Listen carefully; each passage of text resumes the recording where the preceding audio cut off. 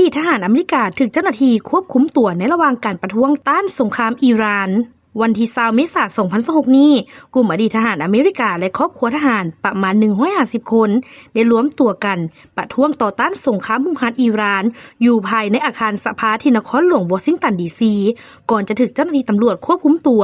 ตามการรายงานระบุว่ากลุ่มผู้ประท้วงส่วนใหญ่แม่นอดีตทหารได้รวมตัวกันภายในอาคารสภาผู้แทนราษฎรเพื่อแสดงจุดยืนคัดค้านการใช้กำลังทางทหารต่ออิหร่านโดยมีการยืนประท้วงและยกป้ายเรียกร้องให้ยุติสงครามต่อเหตุการณ์ดังกล่าวตำรวจสภาสหรัฐได้เข้าควบคุมสถานการณ์และดำเนินการควบคุมตัวผู้ชุมนุมอย่างน้อย60 คนในข้อหาละเมิดกฎหมายด้านความปลอดภัยและการชุมนุมภายในอาคารราชการแนวใดก็ตามยังบ่มีรายงานว่าเกิดเหตุรุนแรงจากเหตุการณ์ในครั้งนี้การประท้วงครั้งนี้เกิดขึ้นท่ามกลางความเข้มตึงระหว่างสหรัฐและอิหร่านที่เพิ่มทวีขึ้นและเฮ็ดให้เกิดกระแสคัดค้านสงครามจากประชาชนบางส่วนภายในประเทศ